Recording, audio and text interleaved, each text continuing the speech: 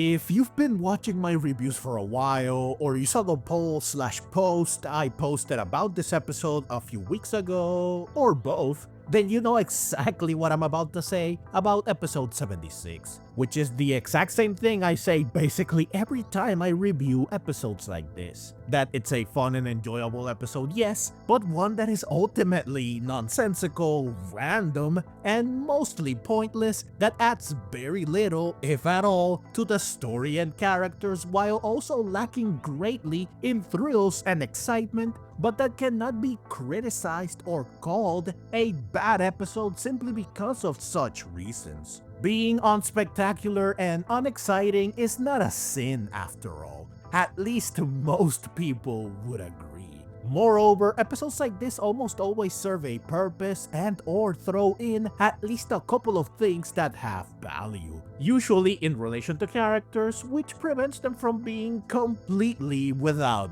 merit. At the very least, they serve as the calm after the storm and before the next storm. Cool down, wind down episodes basically. However, Horizons has, for the most part, done a great job of making the most out of episodes like this by leaning into what I mentioned earlier, giving them at least some purpose and or value. In the case of episode 76, this purpose is to allow Liko and company to learn where they might find Ante, and to introduce a never before mentioned or seen, at least to my knowledge, former member of the Rising Bull Tacklers who provided said information, Sodayo, who is, like some of you pointed out, definitely annoying, infuriatingly so. Though he's also kind of funny, sometimes at least, so I guess we can excuse how irritating he can be at least a little. Especially since Mollie does put him in his place several times, which is honestly quite satisfying.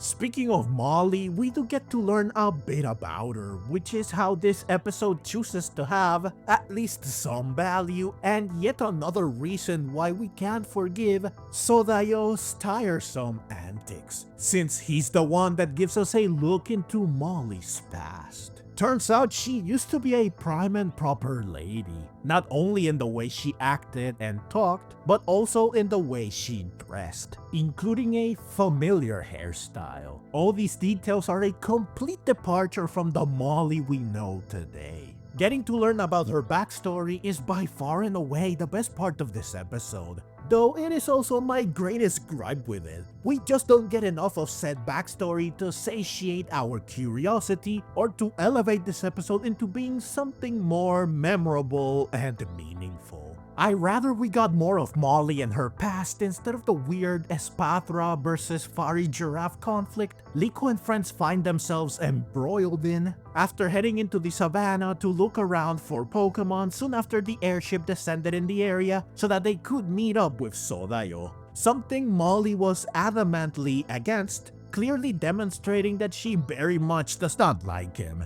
Even though he is, again, as we learned from Murdoch, Orla, and Ludlow, a former member of the team who left sometime before Liko and friends joined the Rising Bull Tacklers. We soon learn why Mollie dislikes him when he suddenly appears as Liko and friends are forced to fight back against a Farigiraf that ran towards them in a fit of rage when they approached an Oasis that has clearly seen better days. I love that the Farigiraf demonstrates why what used to be its tail is now a helmet, though it doesn't protect it for long once the starters are directed to work together to overcome its defense, with Crocalor and Quaxwell using flamethrower and water gun to attack from the sides, allowing Floragato to land a super effective hit, with Sucker Punch snapping Farigiraf out of its frenzy, at which point it retreats.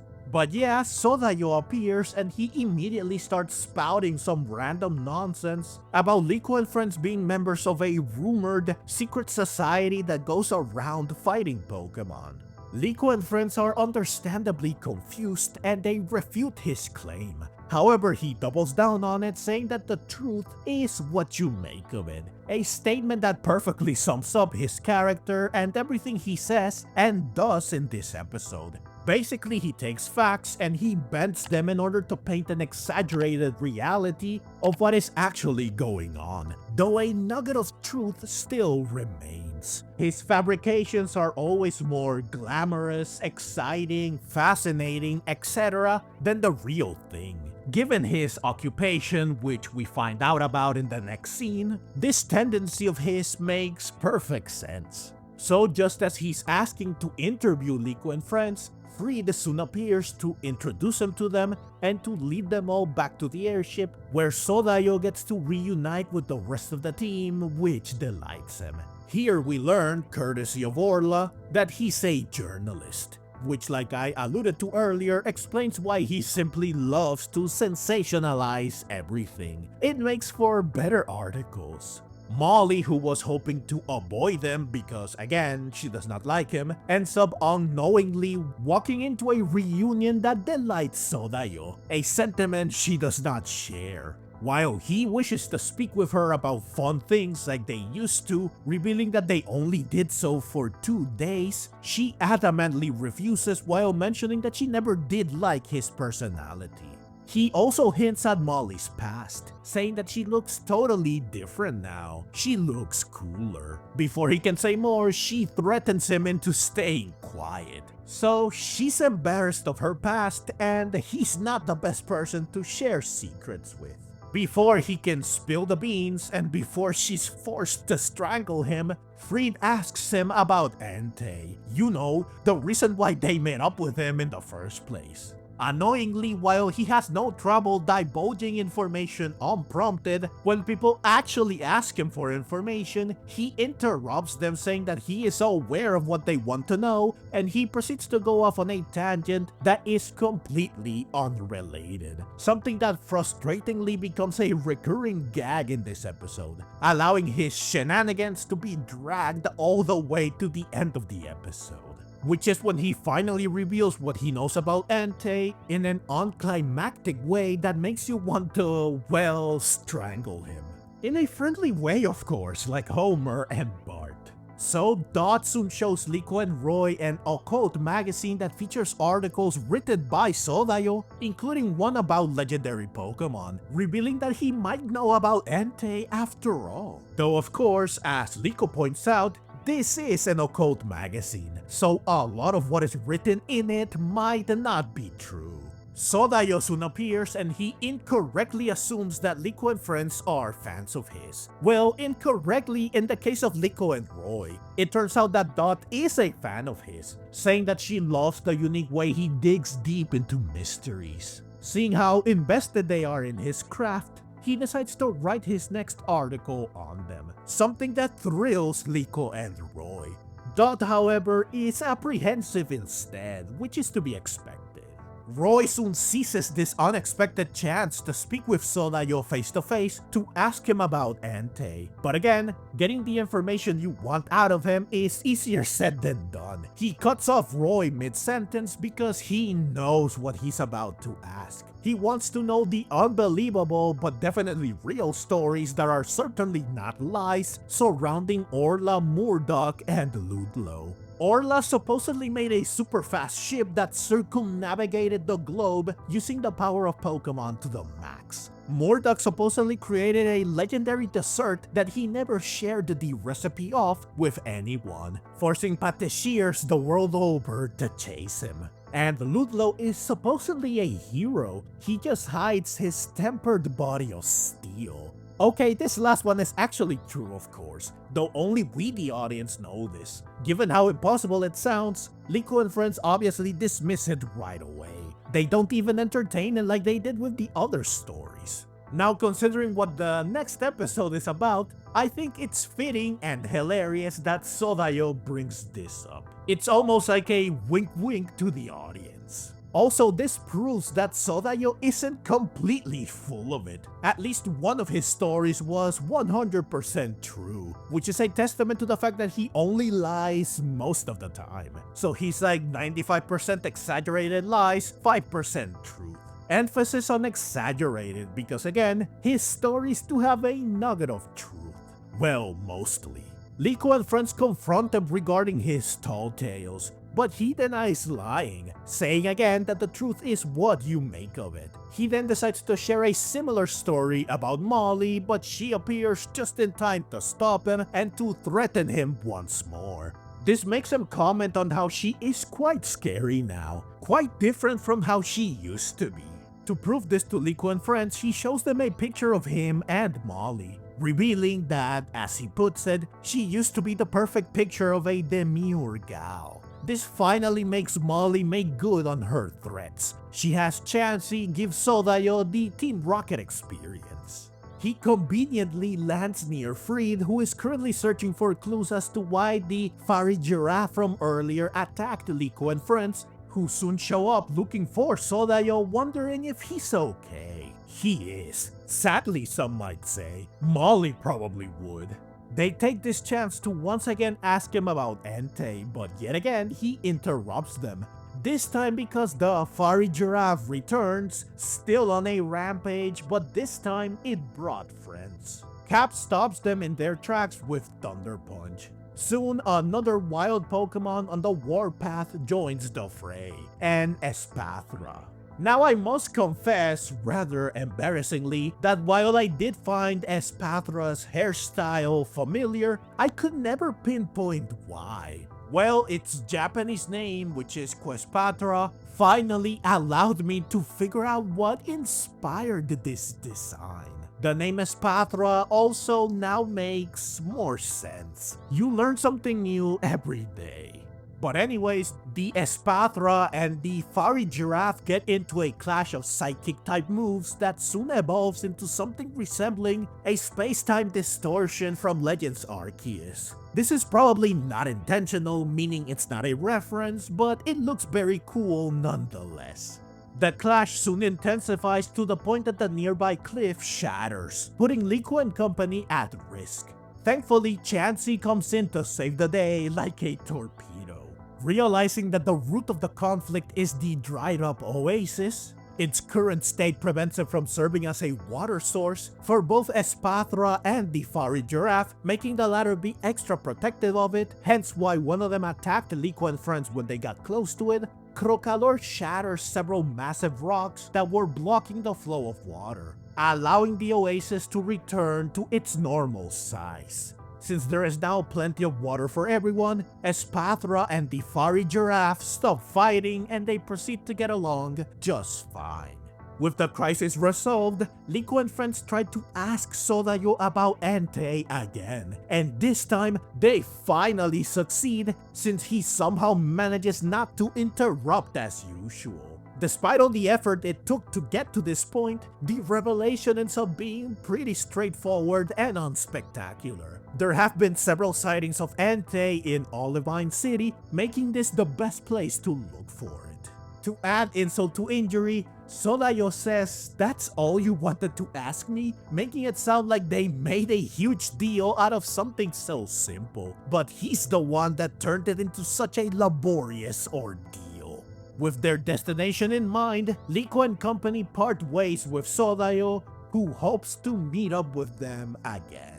Aboard the airship, Liko wonders, understandably so, if Sodayo was telling the truth regarding Entei. Mollie reassures her, saying that why not, his partner Pokemon can tell when he's lying. This is a good time to explain yet another recurring gag in this episode, my favorite one. As you probably know, especially if you've seen some of my earlier videos, Pokemon loves puns and play on words, and many episodes of the anime leverage these things to comedic effect, this episode included. Sodayo means that's right, as in when someone says something that is true or correct. Yes, an ironic name for someone that is so honest, right? Similarly, Why Not's Japanese name is Sonano, which can mean either "is that so?" or "is that right?" if phrased like a question, or "that's it" or "that's right" when phrased like a statement. Throughout the episode, whenever Sodayo lied, Why Not would say, "Sonano? Is that so?" as in questioning the veracity of what he just said. However, when he said the truth, Why Not would instead say, "Sonano, that's right," as in saying that what he just said is true. To add to the comedy, Sodayo would respond with his own name, which again means that's right, as in what he said is true. Moreover, for other characters to say that's right, they had to say his name. Ironically, sometimes against him, such as when Liko and friends answered his question of, "Is that all you wanted to ask me?" So by paying attention to why not, you can tell when Sodayo is lying. He is such a notorious liar that he even carries around a sentient personal lie detector, likely unbeknownst to him.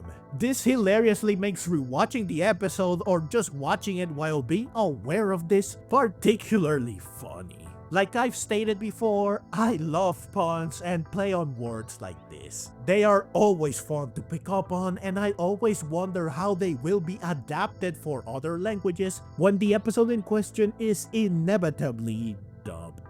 But anyway, since Why Not said, when Sodayo revealed what he knows about Entei, he wasn't lying. And the same thing happened and can be said about when he spoke about Mollie's past. Something Liko realizes and points out, forcing Mollie to finally spill the beans. She really was a demure young lady, evident in her appearance, including a hairstyle very reminiscent of Nurse Joy, and her naive, earnest, and innocent personality, which made her adorable as well as an easy prey for Sodayo's exaggerated lies. She took him seriously every time, which got her in situations fraught with peril or embarrassment.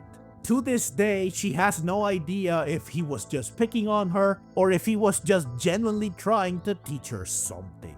Liko says that either could be true, citing Sodayo's catchphrase, "The truth is what you make of it." I think we can all agree that the truth here is that Mollie's dislike of Sodayo is warranted. The episode ends with Dot discovering that Sodayo did end up writing about her, Liko, and Roy, which delights them, in an article focused on how they lifted the curse of the Savannah, which is how he referred to the Espathra versus Farigiraf ordeal. So yet another thing he did not lie about, and the same can be said about his earlier statement of wanting to reunite with the Rising Bolt Tacklers again, which happened after Mollie explained Why Not's lie detecting ability, meaning that we know his true feelings in this moment where we have no other way to know the truth. A nice touch, I must say. We end up not disliking him as much. Superb writing as usual. So overall, this was a pretty meh episode. Sure, it was funny and it did provide some value in terms of story and characters. Namely, we learned a bit about Mollie's past, though not nearly as much as I would have wanted. We met a former member of the Rising Bolt Tacklers who was annoying, yes, but also kind of hilarious, and Liko and company got a lead on where to begin their search for Entei. But it was ultimately a wacky, nonsensical adventure that wasn't particularly exciting or thrilling. The Espathra versus Farigiraf ordeal was not very engaging or interesting, even if it led to a very cool moment, and it did allow for the anime debut of two very cool Pokémon. The time dedicated to this could have been put to better use by expanding on Mollie's past, giving us a deeper look into the backstory of both her and the Rising Bolt Tacklers as a whole, which would have been far more fascinating. That said, considering how many amazing episodes we've had lately, packed with meaning, importance, and intensity, I think this one served as a nice change of pace. A chill, random, and goofy episode like this can feel like a much-needed break after all the action and the drama. Therefore, I guess it isn't so bad. We can give it a pass. In fact, I know for sure that most of you do. Now, I'm sure you're eager to check out my reviews of the previous episodes as well, so go ahead and click on the links on screen. Also, if you enjoy what I do and want to help me keep creating content like this, please consider supporting me directly through one of the links in the description below. Thank you so very much for watching, and let's meet again in the next video.